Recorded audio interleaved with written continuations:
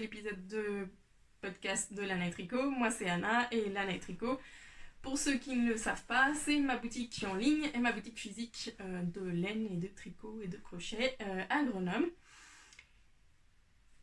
Me revoilà, j'espère que je vous ai pas trop manqué. J'ai fait une pause de plusieurs semaines sur le podcast parce que tout simplement je me sentais pas très bien, j'étais un peu fatiguée, j'ai eu une baisse de mojo en général et du coup j'avais pas très envie de tourner, en plus que j'avais pas grand chose à vous montrer. Et du coup, je reviens pleine d'énergie. Alors, c'est pas le 100%, mais on y arrive. Et ça me faisait plaisir de me remettre face à mon téléphone et de vous raconter un peu mon petit blabla créatif. Donc, j'espère que vous êtes contents et contentes d'être là avec moi. Je suis toujours à la maison, j'avais tout mon petit bazar ici, j'avais encore mon matériel de tournage, enfin mon matériel, ma lumière et mes petites choses. Donc je me suis dit, tant qu'à le faire à la maison. En plus aujourd'hui on est lundi 7, 9 juin. Et le lundi je travaille pas, donc je me suis dit, bon, c'est plus facile comme ça de le faire à la maison. Peut-être les prochains viendront en boutique quand ça retournera à un rythme normal. Voilà, rien à dire d'autre. J'espère que vous êtes ravis d'être là avec moi aussi. Et j'espère retourner à un rythme tous les 15 jours, 3 semaines en fonction. Ça va dépendre un peu de mon rythme à moi niveau santé. Mais je vous donnerai des petites nouvelles à la fin. On va faire le contenu habituel du podcast. Alors pour ceux qui y arrivent pour la première fois, c'est un podcast classique au niveau du tricot et des loisirs créatifs que je pratique. Donc notamment, je pratique, à part le tricot, du filage et de la couture. Mais aujourd'hui, je vais introduire un petit loisir créatif, même si je ne suis pas encore là, vous allez voir. Et à la fin, je ferai un peu de blabla sur plus ma vie pro et perso, qui s'entremêlent forcément parce que je suis une créatrice d'entreprise, une entrepreneuse. Du coup, forcément, ça se lit. Et voilà, donc on va passer au contenu principal. Alors, comme ça fait un peu longtemps que j'ai pas tourné le podcast, voilà, vous voyez que ça vient pas hyper fluide, mais je pense qu'une fois que je serai dans le contenu, ça va venir plus fluidement. Je vais essayer d'éviter les E et les moments comme ça, même si c'est vrai que c'est pas facile, parce que quand on présente un podcast, on a non seulement la réalisation verbale de ce qu'on est en train de dire, mais aussi dans la tête ce qu'il faut expliquer, ce qu'on va présenter après et tout ça. Donc le cerveau et la bouche ne sont pas forcément connectés de la même façon pendant le tournage d'un podcast. Je pense que les personnes faisant ce type d'exercice ou ayant elles-mêmes un podcast se reconnaissent dans ce que je dis. Et parfois on a des moments de pause comme ça, d'hésitation. Je sais que c'est pas hyper agréable forcément pour les personnes qui sont derrière. Je vais essayer de m'améliorer au fur et à mesure que le temps passera, mais comme je vous le dis souvent, ceci est un podcast imparfait ou minimaliste, et je ne suis pas une experte des médias, je ne fais pas de cours ou de formation pour ce que je fais. Je le fais pour partager avec vous parce que ça me fait plaisir, et parce que voilà, ça vous permet aussi de découvrir un peu les coulisses et les choses qui se passent en boutique. Et voilà, c'est du partage, donc allez, on y va. Aujourd'hui, je porte ce gilet rouge qui est tricoté en coton. C'est un coton bio et italien de Wooladict. C'est le coton Sunshine. C'est un coton mercerisé, donc c'est pour ça qu'il a le côté un peu plus brillant, satiné. C'est un sample qu'avait tricoté Anne l'année dernière. Et finalement, je l'ai adopté. Alors, il y a des samples que je laisse en boutique et que je mets pas parce que je les aime pas ou quoi, mais celui-là, je l'ai porté 2-3 fois, et puis finalement, je l'ai adopté, et je crois que je l'ai gardé. Même si je le porte en boutique pour montrer, bien sûr, le produit. Mais voilà, c'est vraiment un gilet que je mets beaucoup à la mi-saison. Alors, je vais essayer de me lever pour vous montrer. C'est un gilet en col V, comme ça, avec des poches sur les côtés. J'ai mis des boutons d'atelier Camelire. Et voilà, donc manche tombante. C'est un patron qui à la base se tricote de mémoire à plat, donc avec des coutures, mais avec Anne, on avait décidé de le transformer. Donc vous voyez, il n'y a pas de couture sur le côté, il n'y a pas de couture de manche. C'est très facile à adapter parce que c'est un bottom-up, donc il suffit de monter tous les panneaux ensemble. Elle avait séparé pour le devant les manches, comme quand vous faites un bottom-up qui est déjà fait en rond. Je pense par exemple à l'RL de Along avec Anna, ou il y a le Weekender aussi d'Andrea Mori, il me semble qu'il est comme ça aussi. Donc on monte tous les panneaux, que ce soit à plat ou en rond, et après on sépare pour les devants et le dos. Et on vient faire une... Alors Anne, je sais pas ce qu'elle a fait. Oui, c'est un rabattage à 3 aiguilles, il me semble, ici. Et après, elle a relevé les mailles pour faire les manches.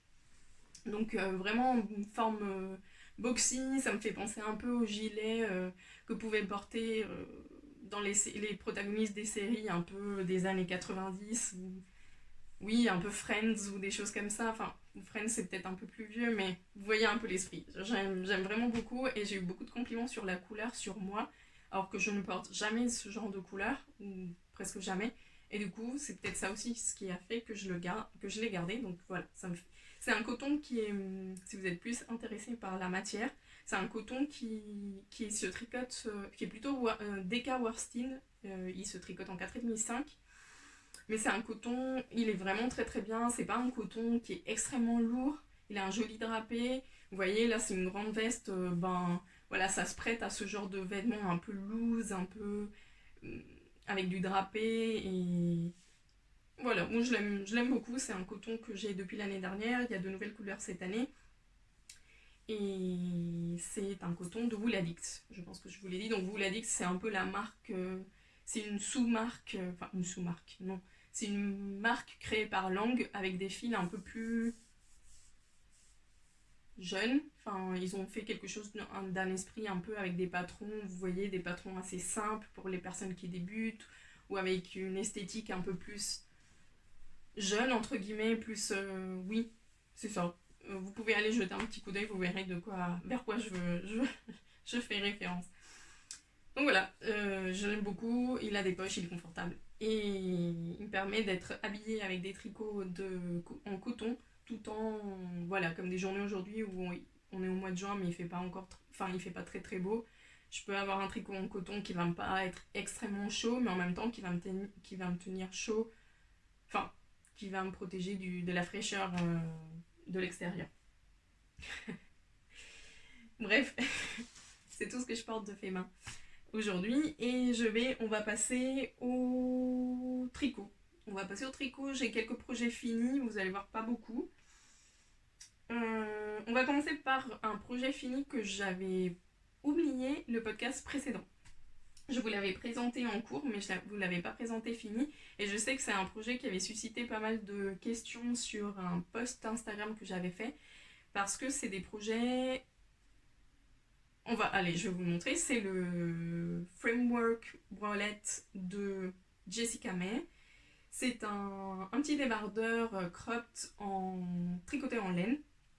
Et ce qui avait suscité beaucoup de questionnements, c'était est-ce que le fait de tricoter une bralette ou un petit top en laine est vraiment utile? Alors, il ne sera pas utile pour la canicule, j'imagine, parce que même porter un débardeur en laine, ce sera trop chaud. Par contre, pour des moments à la maison où il fait un peu encore frais, il fait pas trop chaud, et que vous voulez être dans des vêtements confortables, ça, par exemple, c'est une bonne option. Moi, c'est ce que je l'avais tricoté pour ça, et c'est l'utilisation que je lui ai donnée, c'est-à-dire je le porte quand je porte un leggings à la maison, je mets ça, ou une petite jupe un peu confortable, etc. Je ne l'ai pas encore porté dans la rue, mais je pourrais, c'est il a fait chaud, mais moi, dans ma rue et dans la boutique, il fait pas extrêmement chaud. La boutique a un peu un effet cave, et en plus, il y a la cave sous-sol, donc ça rafraîchit pas mal la boutique, et il fait pas très très chaud, donc j'ai tout le temps porté, même si c'est voilà, un gilet ou un petit survêtement en coton, quelque chose comme ça. Il faut vraiment que dehors il fasse très très très très chaud pour que moi à la boutique je puisse porter des débardeurs ou vraiment des trucs extrêmement frais. Donc je ne l'ai pas porté à la boutique, mais je pourrais, hein, avec une jupe haute ou un pantalon taille haute, mettre ça et mettre par-dessus une chemise ouverte ou j'ai une petite... c'est pas une veste parce que c'est très fin en viscose, mais voilà, comme une sorte de vêtement comme ça que tu mets par-dessus, etc. Donc ça, je pourrais parfaitement le mettre. Mais effectivement, je ne l'ai pas encore testé avec la canicule et c'était pas un vêtement que j'ai fait pour porter à la canicule, pour porter en plein été, en plein cagnard. Non, je suis consciente que c'est de la laine. Alors pour le petit souvenir, comme ça fait longtemps que je vous en ai pas parlé, c'est du BFL en DK de chez Cindy de mon Chip Shop. C'est sa base moelleuse. Je sais pas si elle continue de la faire. Et c'est du 100% BFL super wash. Donc ça aussi, le superwash, il faut tenir en compte que ça tient, comme la laine a perdu un peu des caractéristiques naturelles de, enfin, de ses caractéristiques principales, donc isolée de l'extérieur, etc., etc. Ben, ça tient pas aussi chaud que si c'était du 100% BFL non traité. Donc ça aussi, c'est pour ça que j'ai fait le choix de cette matière et vous allez voir que c'est pas le premier, c'est pas le dernier que je fais dans du superwash. Je profite des écheveaux solitaires que j'ai acheté au fur et à mesure des années en laine superwash parce que moi, même si je suis très laine naturelle, très allée vers le moins ce qui a le moins de processus de l'homme, enfin voilà. Excusez-moi si les mots ne viennent pas trop à... Vous voyez, j'ai un peu de mal avec les mots et en fait, c'est pas... Déjà, le français, c'est pas ma langue maternelle malgré le fait qu'on puisse l'oublier, donc ça peut jouer aussi. Mais en ce moment, j'ai un traitement, une maladie qui me... Voilà, qui me... mon focus mental part très rapidement dans tous les sens et du coup, j'ai un peu de mal. J'ai un peu de mal à retrouver mes mots souvent, donc c'est pas parce que je ne sais pas parler ou que je ne sais pas m'exprimer, c'est qu'en ce moment, mon cerveau, il va un peu dans tous les sens, donc je m'excuse. Voilà, donc le superwash peut être aussi une bonne méthode ou un bon choix pour une matière qui soit pas extrêmement chaude et qu'on puisse porter à la mi-saison. Donc là, j'avais fait le framework ombrelette avec ça et je l'ai porté, je l'ai beaucoup aimé. Il aurait pu être un chouïa plus long, mais voilà, c'est vraiment un patron très très sympa à tricoter, il est très facile, il est très bien expliqué pour des débutants. Je vous avais dit que c'est un patron en anglais, mais c'est un bon patron si vous voulez vous lancer dans le tricot en anglais. Et c'est surtout un très bon patron si vous voulez faire des premiers tricots parce qu'il est... Enfin, vraiment, elle vous explique, et là c'est pas... Je l'ai tricoté 2 fois, vous allez voir, et je suis en train de tricoter un autre patron de la même créatrice, et vraiment, elle vous prend par la main, elle vous lâche pas, et c'est super, c'est super bien expliqué. C'est vraiment des patrons, et en plus très inclusifs au niveau des tailles, etc. Donc pour moi, qui ne porte pas de soutien-gorge parce que j'ai une très petite poitrine, comme je vous l'ai dit plusieurs fois, ça tient bien et c'est parfait. Après, pour effectivement des plus grandes poitrines, je ne sais pas trop, mais je suis allée voir les projets des personnes qui l'ont fait. Et il y a beaucoup de personnes avec de fortes poitrines qui l'ont fait et qui le portent. Et je pense qu'elles laissent des commentaires et tout ça, donc vous pouvez aller explorer un peu cette voie-là si jamais c'est quelque chose qui vous intéresse. C'est totalement faisable vu que ces personnes l'ont fait. Alors c'est peut-être pas je dis pas que c'est un substitutif du soutien-gorge, loin de là. Mais bon, si vous voulez voir ce que ça peut donner sur des poitrines différentes, vous pouvez aller voir sur la fiche Ravelry parce qu'il y a beaucoup de personnes qui l'ont tricoté. Donc ça c'est la numéro 1. Ensuite j'ai tricoté la numéro 2 pour ma sœur. Donc là, comme je vous l'avais annoncé, je l'ai tricoté dans la même laine que mon Goldwing que j'avais tricoté pendant le confinement. Vous vous souvenez, le pull gris avec le jacquard en bleu. C'est de la Merino DK de Martin's Lam que j'avais eu un écheveau entier en reste de mon pull et du coup j'ai proposé à ma soeur de lui faire une deuxième. Donc celle-ci elle est un tout petit peu plus grande. Je sais plus exactement les tailles que j'ai faites, mais vous pouvez aller voir sur ma fiche Ravelry que je mets dans la description de la vidéo, toujours dans le boîtier de description de la vidéo. Donc vous voyez, elle est un chouïa plus grande à tous les niveaux. Donc voilà, alors j'ai pas ma soeur sous la main pour pouvoir lui essayer, mais je pense que ça devrait aller. Elle m'a donné ses mensurations et tout ça. Donc je pense que ça devrait aller, d'autant plus que c'est assez élastique et qu'il y a des côtes qui le rendent assez élastique. Donc je pense que ça devrait être bon. Ma soeur a une petite poitrine aussi, donc je pense que c'est quelque chose qui lui ira bien. J'ai juste une hésitation par rapport aux bretelles, mais sinon, au pire, j'ai un reste de laine et je pourrais cet été lui réadapter la bralette. Donc voilà. Très très joli en gris comme ça. C'est vraiment très doux, les petites nuances de couleurs. Et vous voyez, enfin voilà. C'est vraiment un patron en zéro cerveau. Je l'ai tricoté en quelques jours. Et très très agréable. Donc ça, c'est la deuxième bralette. Et en termes de projet fini, je pense que j'en ai un seul de plus. Voilà. Et c'est aussi pour ma sœur. Ce sont les chaussettes. Voilà. Je sais plus si je vous les avais présentées. Mais en tout cas, elles sont finies. Ce sont les Dear Bjorn du 52 Weeks of Socks, qui est le livre publié par Laine Magazine sur les chaussettes. C'est le dernier patron du livre. Et moi, je l'ai tricoté dans une base 100% mérino non superwash de Dorian, donc Maison Septembre. Oui, il me semble que je vous en ai parlé de ça. C'est une super base. Franchement, elle est très très bien. Après, c'est du mérinos non traité, il n'y a pas de nylon, etc. Donc, on va voir comment ça résiste à l'usage. Je vous ai dit que ma soeur ne porte pas ses chaussettes dans ses chaussures. Elle les porte à la maison. Donc, je pense que pour cette utilisation-là, elles sont très bien. J'ai beaucoup aimé tricoter la laine. J'ai un peu moins aimé tricoter le patron. Alors, sur le patron, il est fait de façon à ce que les deux chaussettes sont tricotées différemment, pour que le motif soit symétrique. Donc c'est-à-dire quand on porte les chaussettes, que le motif se regarde. Alors est-ce que je vais être capable de vous montrer ça? Oui, voilà. Alors voilà, comme ça. Vous voyez, pour que le motif se regarde et soit symétrique, on fait deux chaussettes qui sont différentes. C'est-à-dire que les petites torsades, d'un coup sur une chaussette, elles vont aller vers la droite, et d'un coup sur l'autre chaussette, elles vont aller vers la gauche. Ce qui est logique et ce qui est très sympa, mais par contre, la première que j'ai faite, alors je sais plus si c'est la dorsale vers la droite ou vers la gauche, était super agréable, c'était fluide et tout.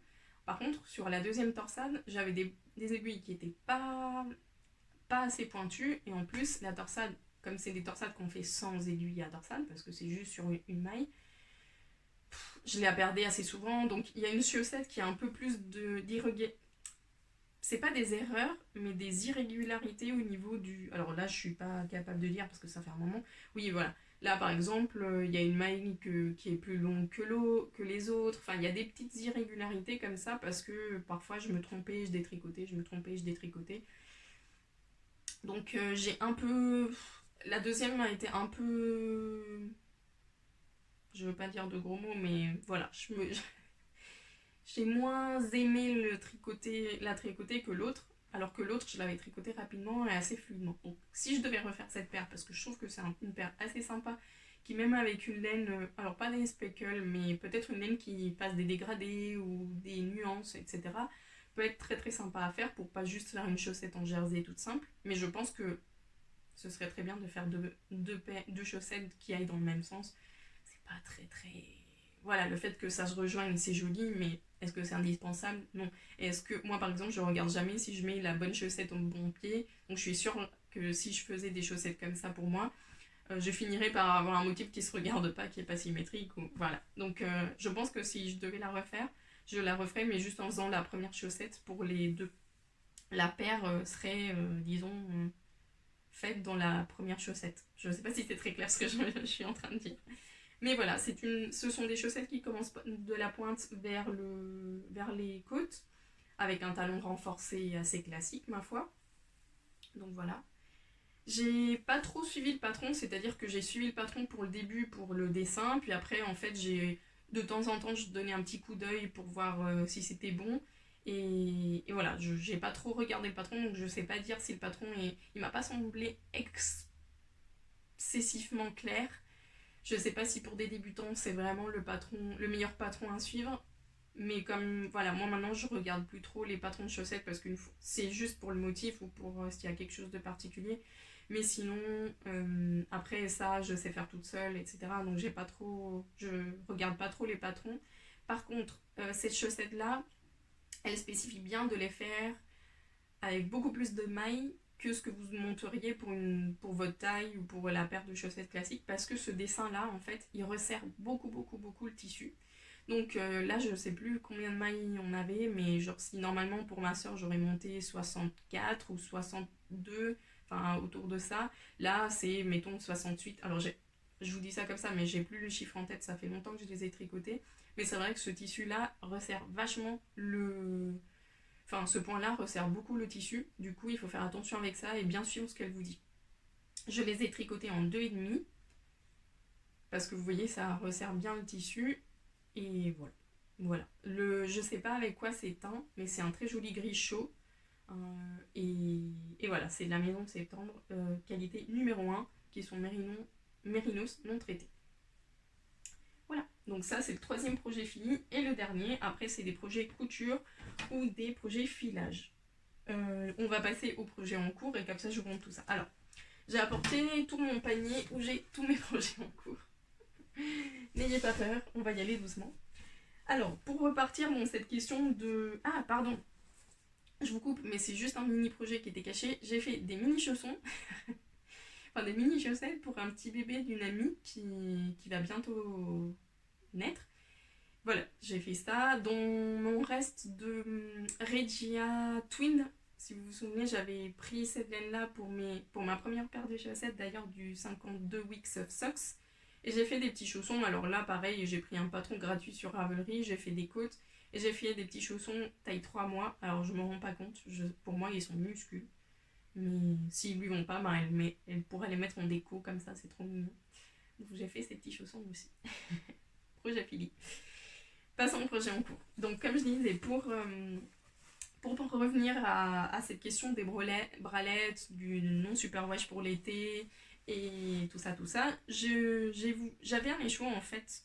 J'ai pas mal d'échevaux solitaires. Et ça, c'était un cadeau de Greta and the Fibers. Donc vous savez, vous la connaissez peut-être parce que j'ai eu celle-là en boutique. C'est une teinturière espagnole qui fait de très très belles choses en speckle et tout ça.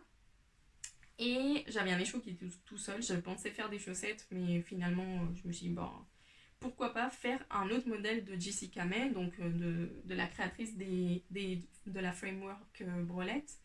Et j'ai choisi le camisole. J'ai un blanc sur le... C'est un patron de débardeur, en fait. Et bon, là, on dirait pas un débardeur, mais ce sont des côtes, donc ça s'étire vraiment. Celui-ci est plus long au niveau du corps, même s'il sera cropped, il sera beaucoup moins cropped, moins soutien-gorge, disons, que l'autre. Et là, comme vous voyez, j'ai tricoté tout le tube du corps et j'ai commencé à faire les petits triangles pour le haut de la poitrine. Donc ça se viendra être là. Pareil, c'est un peu le même principe que l'autre au niveau du... Elle fait le même type d'i-cord, etc. Donc on se retrouve assez facilement si on a déjà tricoté un patron d'aile. C'est assez facile à suivre après et assez intuitif. Donc là, j'en suis à la deuxième. Donc c'est un patron qui se tricote en tube, en côte 3-3. Et puis après, on fait les petits devants comme ça. Et puis derrière, par contre, derrière, je pense qu'ils sont pas symétriques. Si pour la framework, ils sont exactement pareils pour le devant et le dos, il me semble que pour... c'est la Ripple Camisole. Désolée pour l'anglais pourri. Mais voilà, c'est ce patron-là. Je vous le mettrai pareil sur le lien de description. Et vous voyez, ça reprend le même type de petit triangle. Mais derrière, je pense qu'on a un triangle qui est apparemment peut-être pas aussi prononcé. Elle fait un autre truc. Je vous raconterai ça quand j'y arriverai. Donc là, pareil, j'ai décidé de faire... c'est une base chaussette, donc c'est une base 75 laine, 25 nylon, mais c'est une base superwash, donc je sais que ça va tenir moins chaud qu'un 100% laine, et je sais que c'est quelque chose que je vais pouvoir plus facilement porter à la mi-saison, même en été à la boutique, parce qu'il fait pas, comme je vous dis, très très chaud à l'intérieur, heureusement.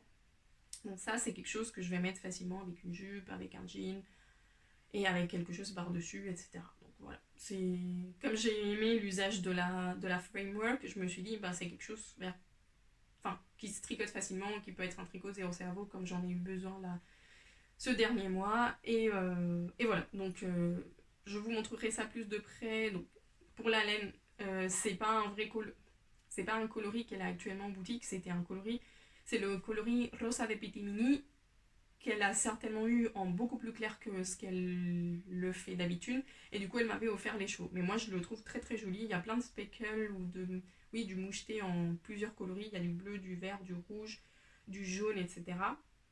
Et Et voilà, la base c'est rose, mais là c'est beaucoup plus rose clair que ce que, comme je vous dis, sa base rosa de Pétimini est plus rose. Ouais, c'est un rose un peu plus intense. Donc voilà, très très agréable à tricoter. Je le tricote en aiguille Xiaogu 3,5.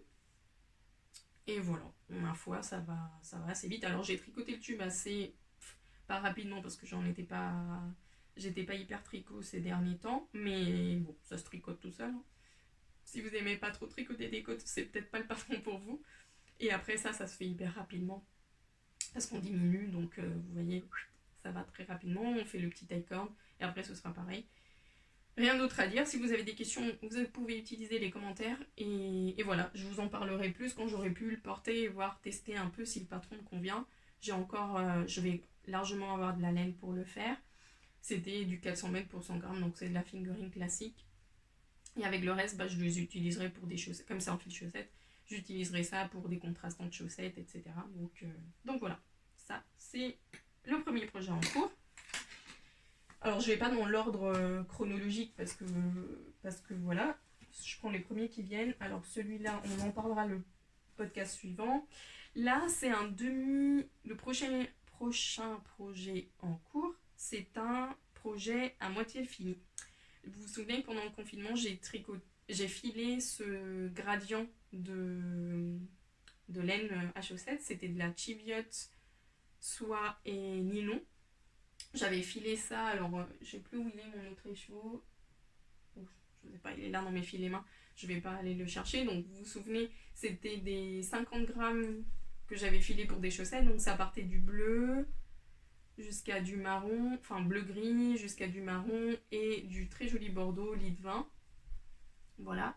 Donc j'ai tricoté la première chaussette. Ça aussi, il me semble que je vous l'avais montré sur le podcast, sur le dernier podcast. Donc j'ai fait un patron de chaussettes, enfin un patron, oui. Comme je vous dis, j'ai vraiment, une fois qu'on sait tricoter des chaussettes et qu'on sait ce qu'on aime au niveau des chaussettes, on n'a pas trop besoin de patron. Donc j'ai fait des côtes sur le devant et du jersey sur le dessous du pied.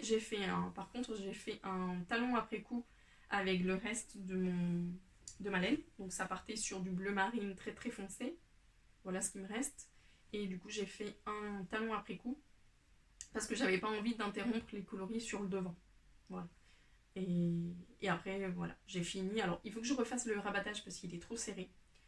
C'est un peu le problème avec les toe-up, c'est que les rabattages, soit ils sont élastiques et pas très jolis, soit ils sont trop serrés. En plus, le filet main, moi je fais un filet main qui est assez dense, assez dur. Enfin, pas dur, mais il est dense et il n'est pas très élastique. Donc, du coup, mon rabattage, il faut que je le redéfasse et que je le refasse correctement. Peut-être un rabattage classique, mais avec une aiguille un peu plus grande, peut-être du 3 mm ou du 2,5 parce que là je crois que je les ai tricotés en 2,25. Donc ça fait une chaussette très très dense parce que le fil est un peu plus épais que du fingering classique. Mais je voulais des chaussettes un peu, voilà, chaussettes d'hiver qu'on va mettre des journées froides, etc. Donc je suis assez contente. Il faut que je mette la... J'ai pas commencé la deuxième parce que je l'ai pas mise encore en pelote. Donc je vais faire ça. Et comme ça je pourrai tricoter au fur et à mesure ma deuxième chaussette et les bloquer parce qu'elles méritent vraiment d'un bon blocage pour que le fil s'assouplisse et que le tissu s'assouplisse et qu'elle soit vraiment agréable. J'ai un peu l'impression qu'il vrille, mais c'est le filage, la torsion du fil qui fait ça. Donc voilà, je suis jamais très fan de ça. Du rabattage, je suis vraiment pas convaincue par les rabattages qui s'ouvrent en fait comme ça, et c'est pour ça, c'est une des raisons que je vous avais dit pour lesquelles je n'aime pas faire des toe-up. Voilà. Bon, après, j'avoue que quand on a des fils comme ça ou des restes de laine et tout, c'est hyper pratique parce que comme ça, on gère vraiment la quantité de laine qu'on a et comment les couleurs. Ou par exemple, de l'autorayon, si vous voulez avoir un autorayon qui fasse deux chaussettes exactement pareilles, le toe-up est quand même plus intéressant que l'autre méthode, donc c'est pour ça que je l'ai fait. Mais à choisir, je préfère du cuff down. Donc voilà, donc mon petit sachet Mondine, ça c'est mon deuxième projet en cours. Ensuite, j'ai avancé un tout petit peu sur mon pengono. Alors attendez, parce que mon pengono il est très grand. Enfin, le sac du pengono est très grand parce que vous vous souvenez, j'avais mis tous mes restes beige dans ce très grand sac en coton. Et du coup, j'ai quand même un peu avancé. Alors, ça fait quelques semaines que je le touche pas, mais je l'ai quand même avancé. Donc, je vous avais montré tout le dos.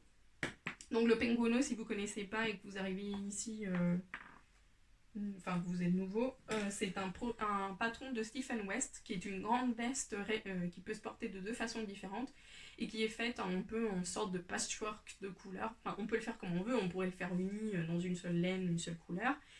Mais souvent, c'est un patron comme les aime Stephen West, avec plein de couleurs, et surtout aussi par le fait qu'on peut utiliser plein de restes. Donc moi, j'avais sorti tous mes restes, et j'ai décidé de le faire dans des coloris naturels et avec des laines non superwash, parce que c'est ce que j'avais le plus. Et je vous avais montré que j'avais fait le corps, enfin le dos, on commence par le dos, j'avais fait les petites côtelettes là, je sais pas comment ça s'appelle, des tubes, et j'avais fait les côtés, et là j'ai fait un devant.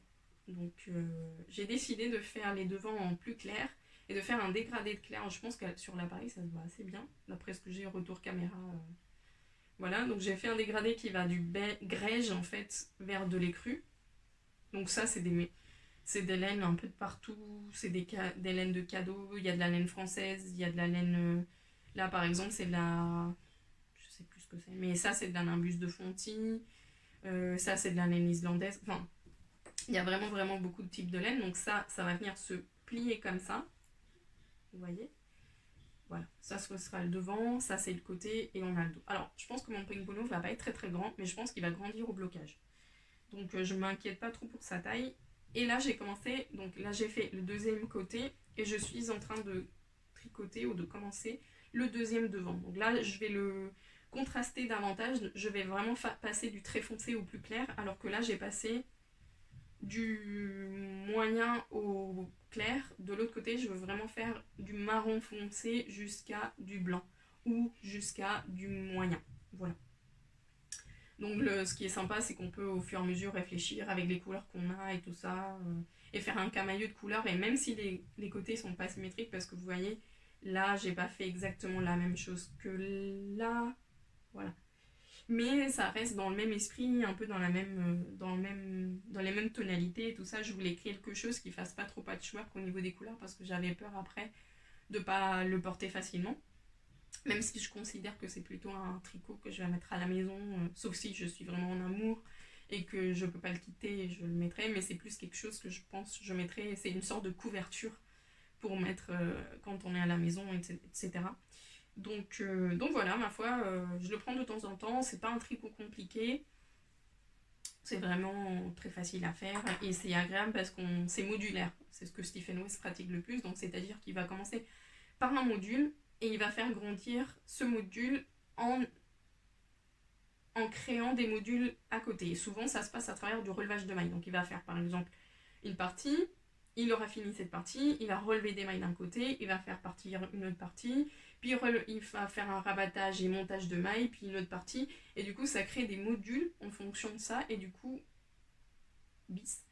ça fait construire quelque chose sans avoir beaucoup de mailles sur les aiguilles. Donc c'est-à-dire que là, une fois que j'ai tricoté le dos, je suis venue relever des mailles ici pour tricoter les tubes. Une fois que j'ai tricoté les tubes, j'ai laissé des mailles en attente, puis j'en ai repris qu'une partie, tac tac tac. Et du coup, à chaque fois, on tricote des petites choses, des petites choses, des petites choses, et ça change beaucoup. C'est pas le grand châle où vous avez 600 mailles et vous faites 600 mailles, 600 mailles, 600 mailles, 600 mailles. Non, là, c'est vraiment des petits modules, même sur une grande pièce, qui nous permettent de dire ok, bah là j'ai fini une partie, je recommence une autre. Et du coup, ça garde l'intérêt, pour moi, ça garde plus facilement l'intérêt du tricot parce qu'on n'est pas tout le temps... Voilà, parce que ça change, tout simplement, c'est ce que je voulais dire. Donc ça, comme vous voyez, j'ai un assortiment de couleurs naturelles. Alors, je sais pas si on voit grand-chose. Voilà, donc ça peut être du filet main, ça peut être enfin, tout ce que j'avais dans les tons naturels ou marron et tout ça. Et vient là-dedans, donc j'ai pas un objectif pour ce projet, c'est vraiment un projet que j'ai envie de prendre au fur et à mesure. Il sera fini quand il sera fini, je ne suis pas pressée.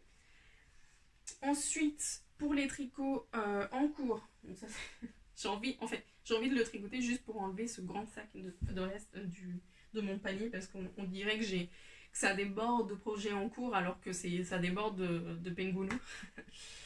J'ai un autre projet, alors celui-là pareil, je vais vous le montrer plus la semaine prochaine parce que c'est un cadeau et je veux pas trop le montrer. J'ai toujours en cours, ça c'est plutôt en pause, mon t-shirt ST. Donc je vous le montre rapidement, mais voilà, vous vous souvenez, c'est un tricot que j'étais en train de tricoter en lin. Je ne l'ai pas repris, il faudrait que je le finisse là maintenant pour la belle saison, mais on a eu de très jolies semaines de soleil en fait. Fin mai, début juin, et là on est reparti dans la pluie, dont il fait pas beau et tout ça, donc ça donne pas très envie de porter des choses d'été ou vraiment d'été. Et il y a aussi, en projet en pause, il y a aussi vous vous souvenez mon gilet en Gilliatt, mon sassy cardigan, pareil, je l'ai pas touché. Celui-là, je pense que je le prendrai plus facilement, soit pendant les vacances, soit à l'automne. Voilà, donc ça c'est vraiment mes deux projets boulets qui attendent, qui sont pas tricotés.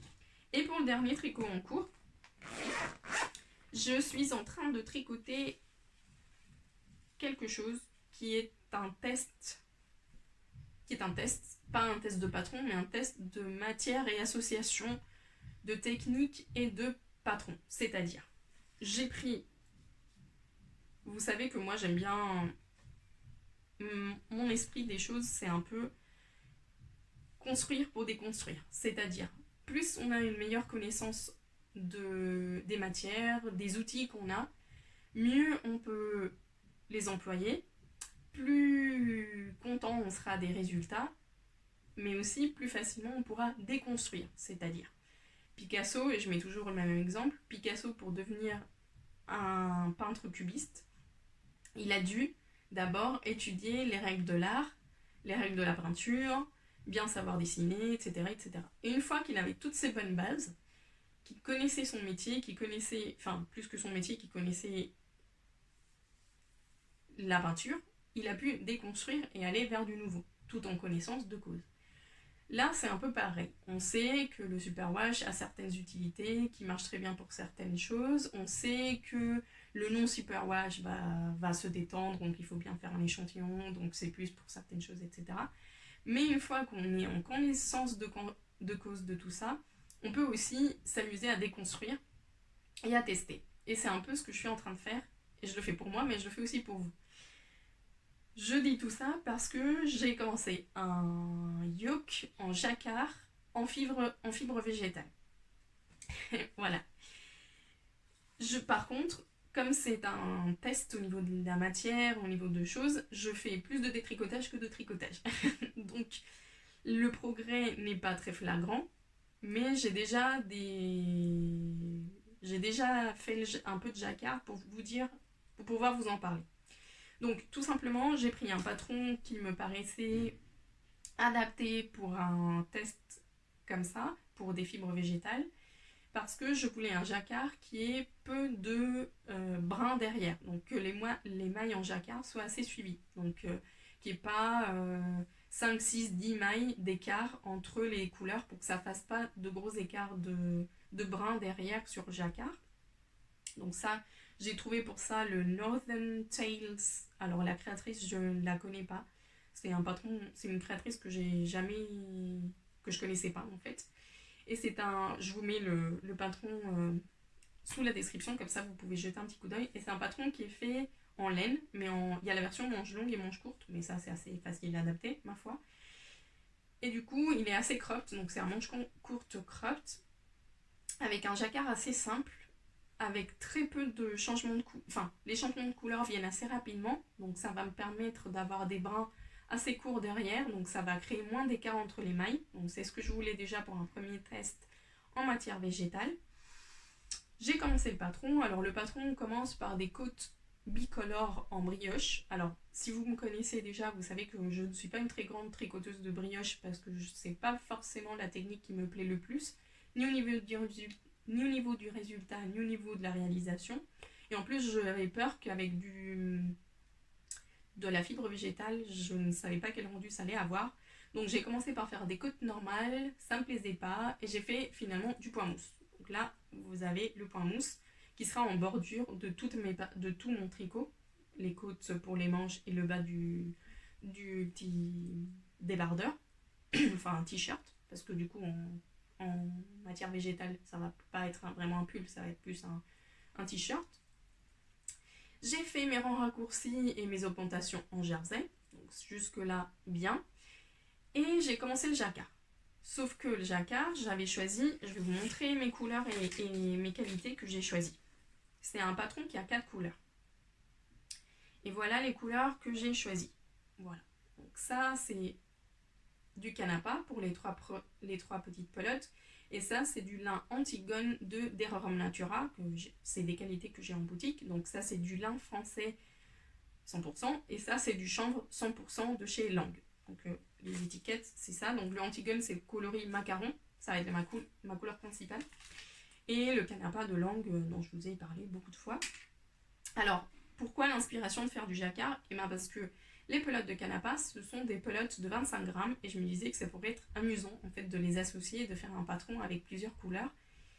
Et pour sortir des rayures ou ce genre de choses, je me suis dit, tiens, ce serait cool de tester du jacquard. Et en plus, ça me pousserait à réfléchir vers d'autres choses, à faire des expériences, à faire des tests. Et en ce moment, on tricote plus de matière végétale parce qu'on tombe sur les périodes d'été, etc.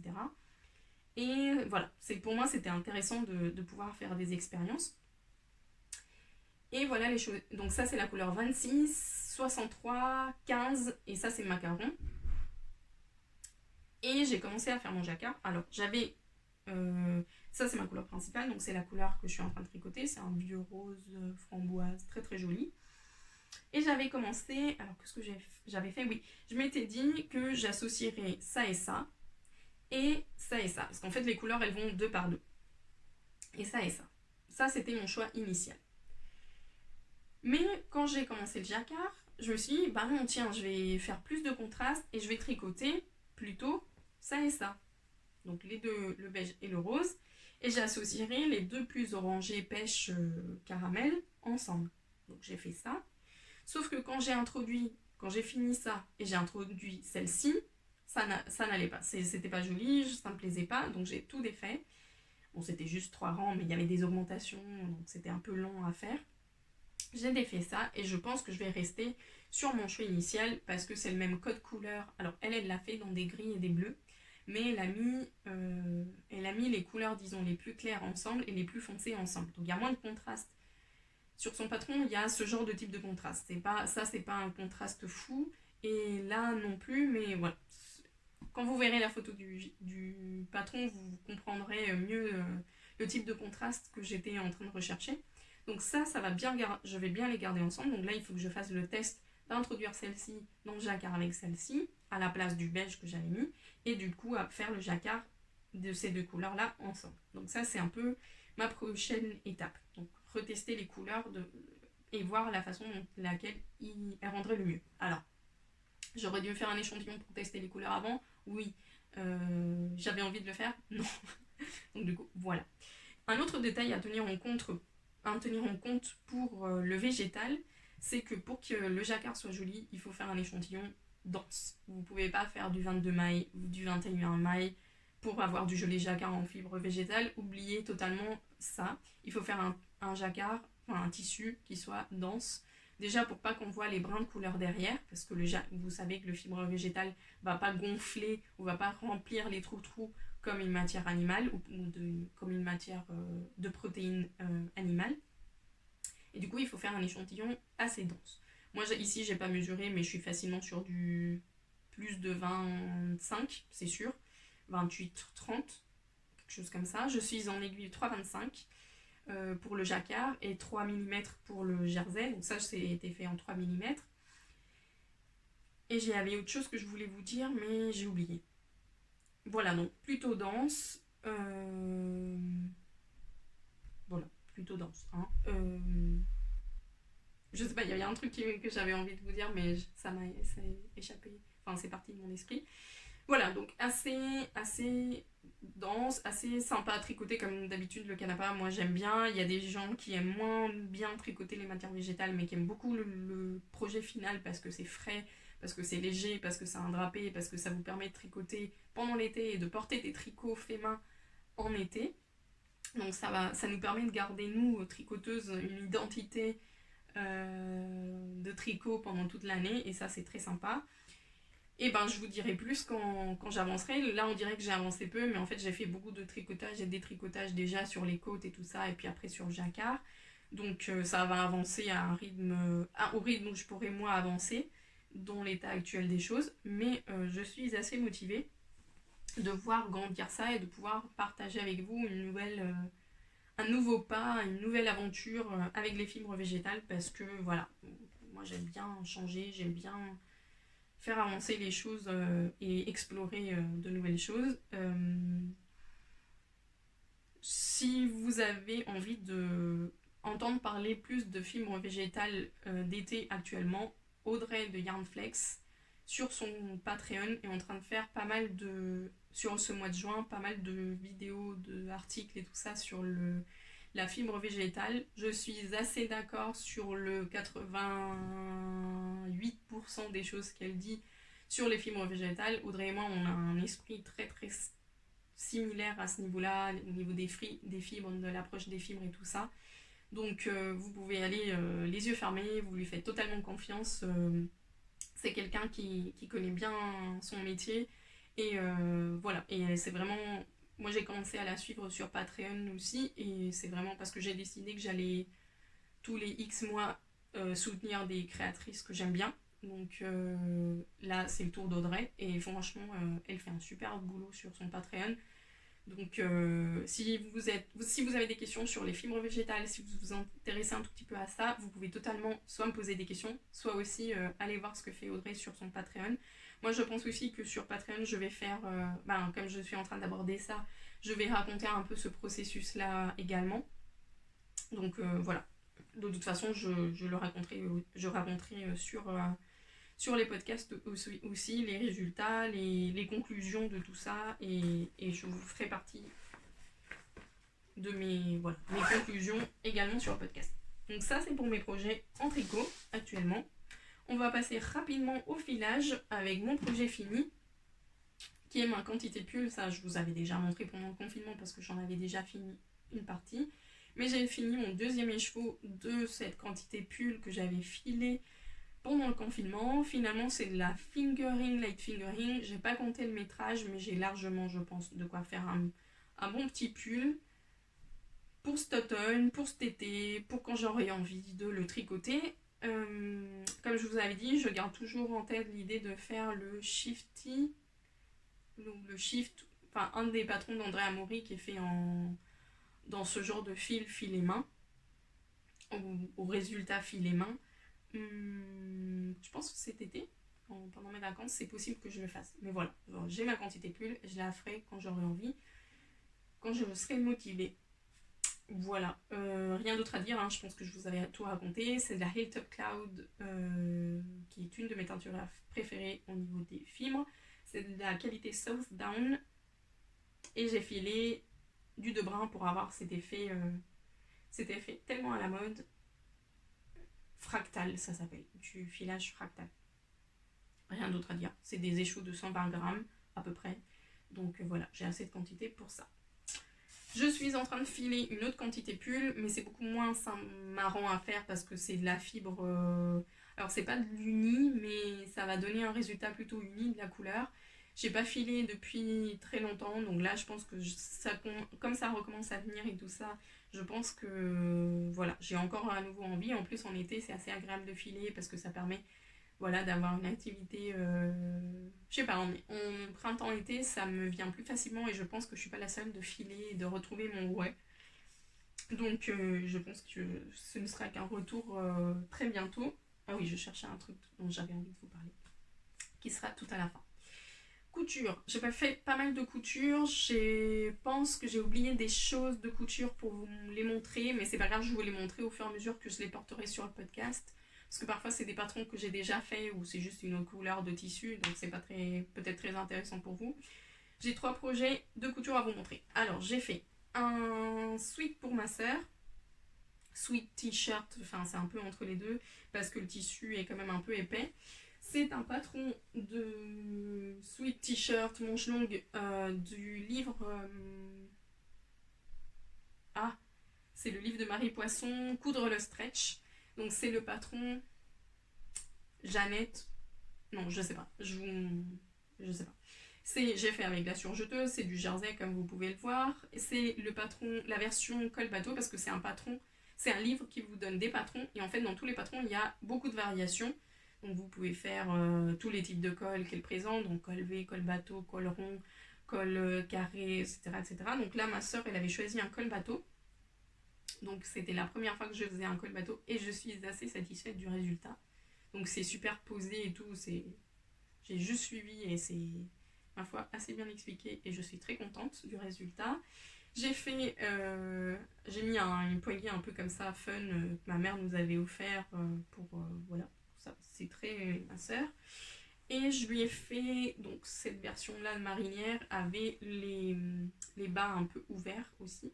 Voilà, donc ma soeur est beaucoup plus grande que moi et elle a des bras assez longs, donc vous voyez, c'est un beaucoup plus grand vêtement que ce que j'ai l'habitude. En plus, elle voulait quelque chose assez loose, assez facile à porter, donc je lui ai fait une taille 40, c'est possible. C'est ça.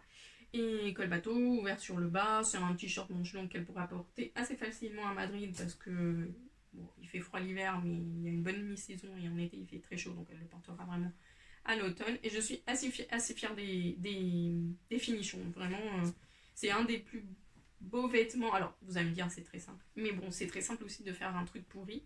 Et je suis assez fière du résultat, du rendu à l'intérieur. La surjeteuse a vraiment fait un joli travail. Voilà, c'est assez propre. Je suis assez contente. Donc ça, je pense que je vais lui envoyer. Soit je lui envoie un colis, soit je lui donne cet été quand je la verrai. Je pense que comme c'est pas des choses avec des chaussettes et la brelette qu'elle va porter tout de suite, peut-être j'attendrai de la voir pour lui donner ça. Donc ça, c'était un premier projet couture. J'ai fait, le week-end dernier, j'ai fait 3 trucs. Alors le troisième, je le trouve pas. Je pense qu'il est rangé dans mon armoire, mais très bien rangé.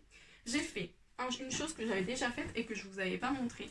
J'ai fait le sac Jack Tar je crois que ça s'appelle comme ça, de Merchants and Mills, qui est un sac cabas, enfin, comme ça. Donc j'espère que vous le voyez, il a un fond ovale, donc rond, et c'est un sac assez simple au niveau de sa forme, assez grand. Moi il m'arrive aux genoux, d'ailleurs il faut que je raccourcisse un peu le morceau en cuir pour qu'il m'arrive moins bas et que j'arrive à marcher plus facilement. Donc ce qui est bien chez Merchants and Mills, c'est que vous pouvez acheter le kit pour tout, c'est-à-dire avec le tissu, avec les parties, disons, métalliques et le cuir et tout ça. Mais aussi, vous pouvez acheter soit le patron à part, soit aussi toutes les parties, le hardware qu'ils appellent, les parties, enfin voilà, je sais pas comment appeler ça en français, toutes ces parties-là à part dans un petit kit. Donc ma mère, pour mon anniversaire l'année dernière, donc ça fait un an, l'été, elle m'avait acheté la partie avec toutes les parties métalliques et tout, et le patron. Et j'avais fait pour Noël à ma soeur une première version de ce sac-là avec les restes de ma veste Serra. Et elle avait beaucoup aimé tout ça, tout ça. Donc je me suis dit, trop cool. En plus, j'avais adoré le coudre parce que c'est très simple à faire, mais c'est très bien fini, vous allez voir. Et je m'étais dit, la prochaine fois que je passerai commande chez Merchants and Mills, je me rachèterai pour moi les parties métalliques, tout le hardware, pour pouvoir me le faire. Et du coup, j'ai profité et j'ai acheté aussi ce wax, qui est un oilskin, mais un oilskin plus léger. C'est pas les oilskins épais qui se tachent beaucoup et tout. Donc voilà, c'est dans ce très joli bleu, un peu bleu de Prusse. C'est vraiment les couleurs que j'aime. Et comme vous allez voir, alors à l'intérieur j'ai fait avec des restes. Donc attendez, parce que c'est mon sac à main actuel et j'ai tous mes trucs. J'ai tous mes trucs, mais j'aimerais le retourner pour que vous puissiez voir. J'ai l'hydroalcoolique, tout dans les poches, enfin tout rentre. Voilà, donc je vais le retourner comme ça, vous pouvez voir. Parce que la partie extérieure est finalement assez simple au niveau des formes. Et là, c'est la partie extérieure. Donc j'ai fait avec des restes de tissu.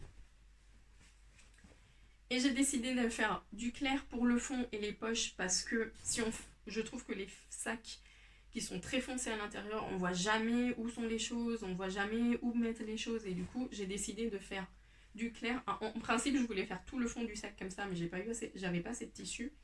Et finalement, j'ai fait dans ce tissu-là, c'est un tissu que ma mère m'avait offert, le fond principal. Et du coup, les poches et le fond, comme ça éclaircit le rangement dans ce tissu-là dont je m'étais fait un chemisier l'été dernier. Donc, il y a 3 grandes poches, 1, 2 et 3. Et voilà, donc c'est hyper bien fini, la doublure est hyper propre, et elle est hyper propre à ce niveau-là aussi. Et du coup, il y a un petit clips aimanté également qui vient aussi avec le reste du matériel. Les deux anses pour pouvoir le soutenir. Et c'est vraiment une couture très propre, très méditative. Il n'y a rien de compliqué. C'est vraiment... Alors, le patron est en anglais. Je ne sais pas s'il existe en français, mais si vous êtes débutante en couture, c'est vraiment quelque chose d'assez... ou débutante intermédiaire ou débutante... comment dire, aventurière, c'est quelque chose, désolée, c'est quelque chose d'assez simple et de hyper reconfortant parce que vous voyez tout se met en place proprement. Et voilà, c'est un patron, c'est un très très chouette patron. Je pense que je finirai par acheter aussi le patron sac à dos, et le sac à dos je le ferai avec un tissu oilskin plus gros. Voilà, donc je suis ravie d'avoir un nouveau sac, parce que je suis très très sac à dos, mais bon, c'est bien de changer de temps en temps, de faire toutes petites choses. Et pour le dernier projet couture que j'ai fait le week-end dernier, j'ai découvert une marque australienne grâce à je ne sais pas qui, des personnes que je suis sur Instagram certainement. C'est la marque Common and Stitch, oui. Et ils font beaucoup de patrons très très simples. Au niveau des lignes très minimalistes comme je les aime, et c'est souvent présenté dans du lin ou dans des matières assez végétales. Et j'ai fait la robe Wattlebird, donc Wattlebird plutôt, je crois que ça s'appelle comme ça. Donc je l'ai fait dans un reste de rami que j'avais fait, dont j'avais utilisé pour un autre vêtement. Je crois que je le montre trop haut. Je vous mettrai le lien, comme ça vous pouvez le voir porter. C'est une petite robe débardeur qu'on peut porter avec un t-shirt en dessous, et avec des anses ici ajustables, dont on peut ajuster à la hauteur qu'on veut porter. Il y a des pinces ici sur le haut de la poitrine. Ils nous font faire un biais qui va venir finir la partie là et qui va devenir aussi la tache. Et pour le reste, ma foi, c'est assez simple. C'est une robe avec une forme un peu en A, évasée. Rien d'autre particulier. C'est un patron qui est aussi un petit crop top, donc la partie on peut s'arrêter à ce niveau là et avoir je montre trop peut-être, à ce niveau là, et avoir un débardeur cropped. Donc là je pense que ça rend pas très très bien, que vous voyez pas très bien ce que ça donne, mais j'essaierai de le porter sur un podcast pour que vous puissiez voir, ou de publier une photo sur Instagram. Alors, la partie que j'aime moins de ce truc et que j'ai moins bien fini, après c'est parce que j'ai pas coupé mes fils non plus, c'est que, et j'améliorerai sur d'autres versions, c'est que quand on vient finir le biais, en fait on pose le biais et après on fait la couture qui vient fermer le tube. Et là, ils nous font finir le biais, faire la couture sur le biais. Et du coup, comme avec des matières végétales comme ça fait un gros biais et une grosse épaisseur. Je trouve que ça fait pas très joli et que ça tenait pas assez bien. Donc moi j'ai fait une couture ici de sécurité, c'est pas très beau. Mais bon, pour le reste, j'ai fini à la surjeteuse. Le biais, je suis super contente. J'adore faire du biais. Alors que c'est le truc que tout le monde déteste faire, je crois. Mais j'adore faire du biais et poser du biais. C'est vraiment quelque chose de... Enfin, après j'aime bien avec des tissus qui se plient bien au fer. Donc là, le rami, le lin, ce genre de tissu, le coton, ça se plie très très bien au fer. Donc j'aime bien faire ça. Par contre, je suis consciente que c'est pas toujours facile avec peut-être d'autres matières, type viscose ou des choses qui se repassent moins facilement. Mais ici, c'était très simple. C'est un patron rapide à coudre. Et je pense que je pourrais faire... J'ai fait la deuxième taille, mais je pense que pour moi, je pourrais faire la plus petite taille. Parce qu'il est un peu grand quand même. Mais bon, avec un t-shirt manche courte blanc, ça peut être sympa et ça peut se porter. Donc là, comme on est tombé sur la semaine du mois de juin où il pleut, il fait pas très beau, j'ai pas pu le porter. Mais bon, je sais qu'avec la canicule, c'est quelque chose que je vais pouvoir mettre assez rapidement et assez facilement. Donc, ma foi, j'ai fini.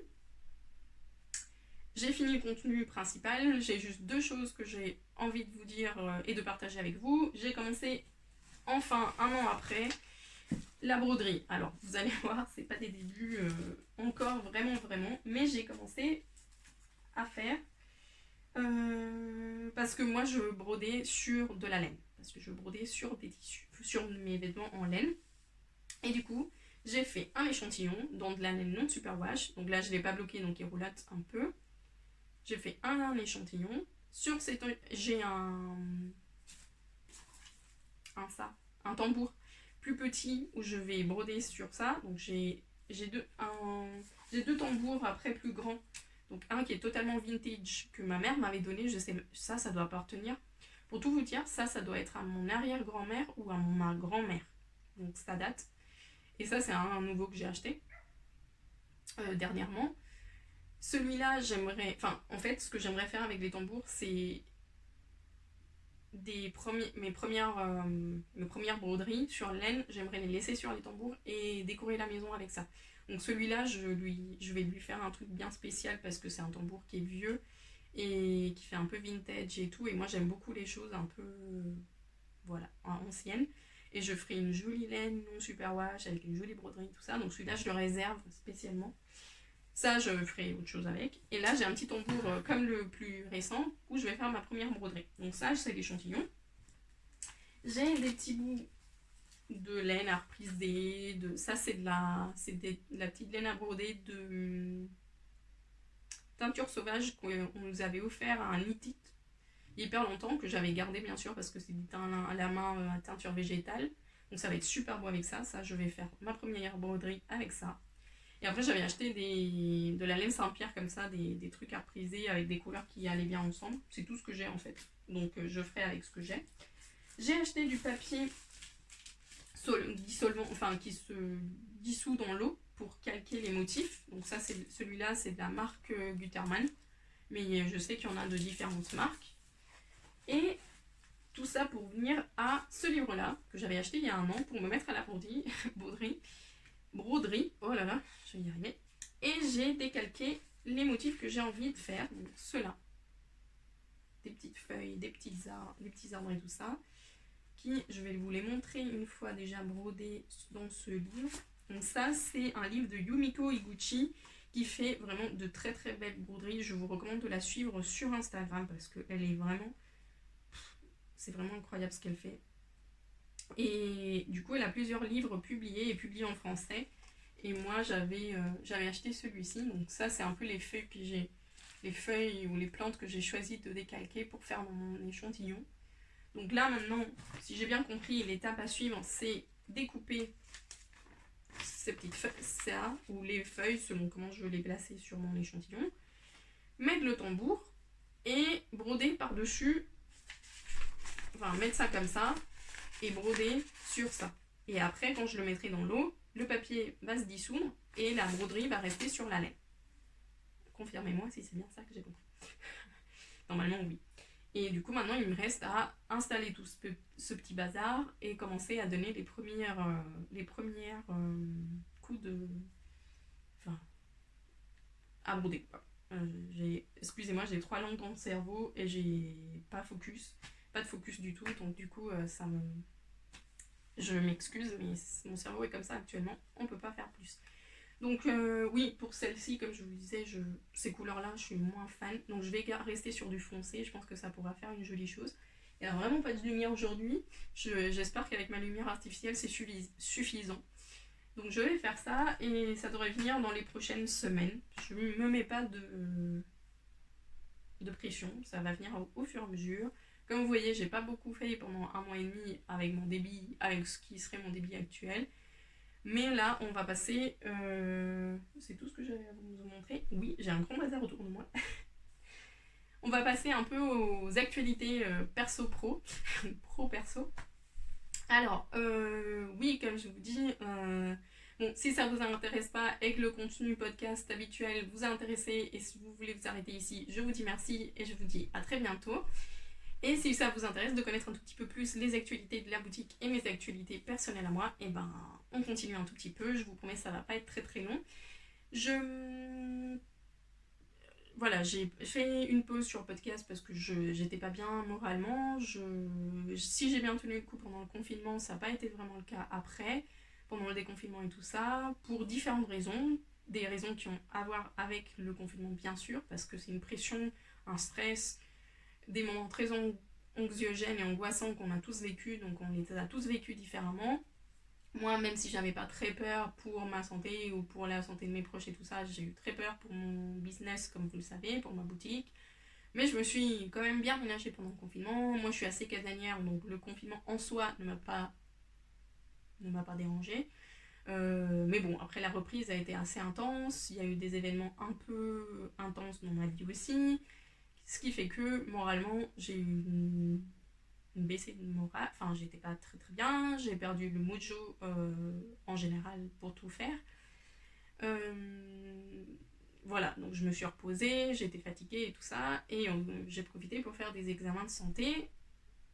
Et en fait, j'étais très fatiguée, j'étais pas bien aussi parce que j'ai de l'hypothyroïdisme. Alors c'est quelque chose que j'ai déjà eu dans ma vie, mais cette fois-ci c'est venu en puissance, en très grande puissance. Et voilà, donc, j'ai commencé un traitement.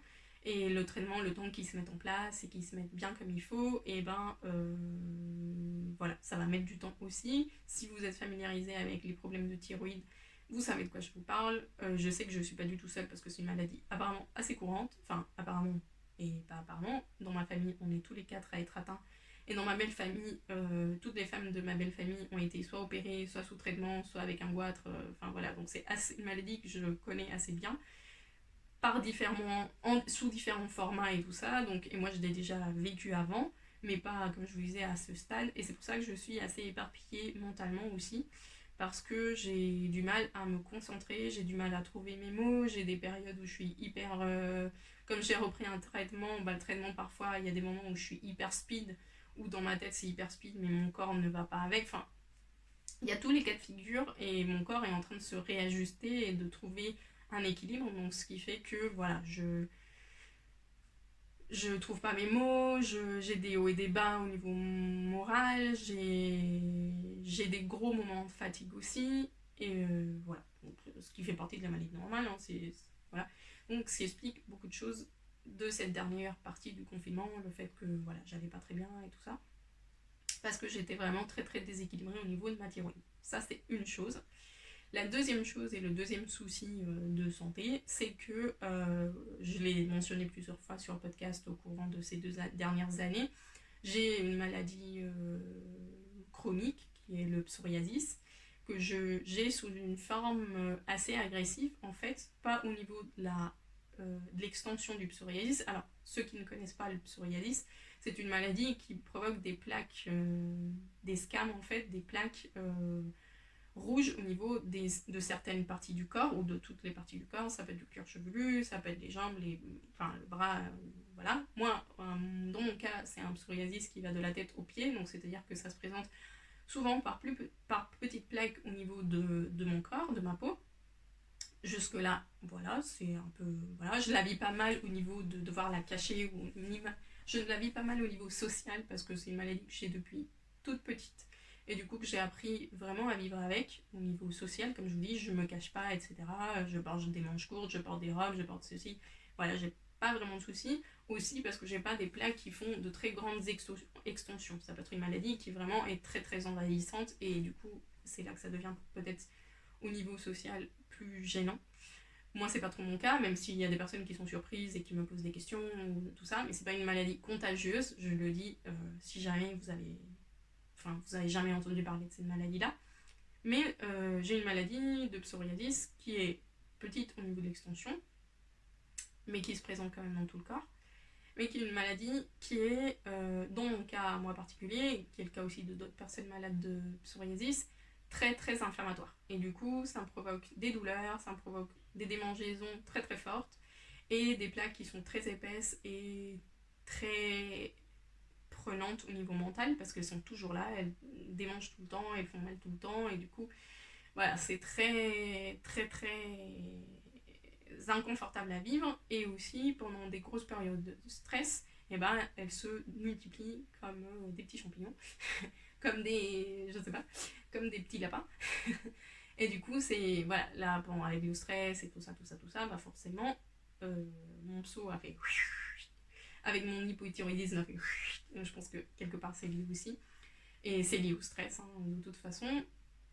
Et j'ai commencé pendant le confinement à avoir des douleurs articulatoires au niveau des pieds. Et en fait, ça a été un peu éprouvant pour moi parce que du coup, c'était un peu handicapant et c'est un peu handicapant. Et c'est lié à mon psoriasis. Il y a une forme de psoriasis qui est une forme qui atteint les articulations, donc les cartilages, les os et tout ça, et qui vient déformer les articulations.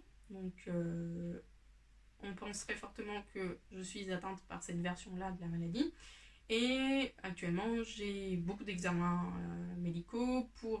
voilà, je commence à avoir beaucoup d'examens et pour ma thyroïde et aussi pour mon arthrite psoriasique. Et voilà, donc ça fait que mon corps m'envoie des gros signes de fais attention et tout ça.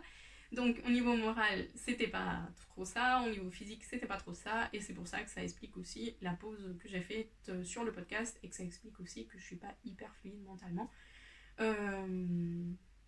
Parce que voilà, on est imparfait et on est parfait dans nos imperfections. Et voilà, tout simplement, je voulais partager ça avec vous. Au niveau de la boutique, ça se traduit comment? Ça se traduit au fait qu'actuellement, il y a des horaires un peu plus réduits sur la boutique. Pas parce que je travaille moins, mais parce qu'il faut que je me ménage aussi au niveau de mon travail. Je peux pas passer beaucoup d'heures debout. Et mon métier me demande d'être debout très souvent et tout le temps. Ce qui fait que les matinées, je les consacre plus à être assise devant mon ordinateur, à gérer la boutique en ligne qui en avait grandement besoin, pour mettre des produits à jour, réassortir des choses, voilà. Donc là, je fais les mêmes tâches qu'avant, je fais les mêmes heures qu'avant, c'est juste que je me ménage différemment pour arriver à avoir l'impression enfin déjà pour que mon corps en souffre un tout petit peu moins, mais aussi à arriver à trouver un équilibre mental qui me permette d'avoir l'impression d'accomplir des tâches. Parce qu'avant, j'étais en boutique et je sautais tout le temps du coq à l'âne parce que j'étais en train de faire une tâche X et il y avait une cliente qui rentrait et du coup, il fallait que j'arrête la tâche X pour m'occuper de la tâche Y qui était être avec ma cliente. Et du coup, je sautais tout le temps comme ça, d'une chose à l'autre, ce qui me faisait pas pouvoir finir des tâches assez rapidement ou d'être interrompue. Enfin, c'est pas interrompu, mais de partager le temps de certaines tâches, que parfois c'était des tâches que je pouvais finir en 1 heure, mais en fait je les finissais sur 3 jours parce que y avait plein de choses qui venaient voilà, ça se greffer à cette tâche-là. Et là, le fait de ménager mes horaires différemment me permet de consacrer des moments à des tâches particulières que je peux commencer et finir, ce qui me donne un état d'esprit et qui me donne un soulagement aussi de faire des choses qui se finissent et que je peux passer à autre chose. Ce qui était une de mes plus grandes sources de stress, en fait, de ne pas pouvoir finir des choses. Et quand je dis finir, c'est surtout des tâches qui consacrent la boutique en ligne. Et aussi concentrer l'accueil du public en après-midi pour mieux être avec vous, pour mieux vous accueillir. Bon, quoique je vous accueillais déjà très très bien, je pense. Mais voilà, pour avoir une sorte de division de mes tâches et être mieux concentrée et pouvoir, avec le peu de focus que j'ai actuellement, pouvoir voilà, bien placer les choses et ne pas être debout 10 heures par jour, mais peut-être 7 heures. Voilà, donc au niveau physique, c'est ce dont j'ai besoin actuellement. Ça viendra une fois que j'aurai mes traitements en place et que ça va venir, voilà, que je serai bien et que je serai totalement, enfin, que j'aurai peut-être moins mal aux pieds et tout ça. Je pourrai reprendre des horaires habituels et de toute façon en été, on est conscient que la vente de laine est peut-être un peu moins forte.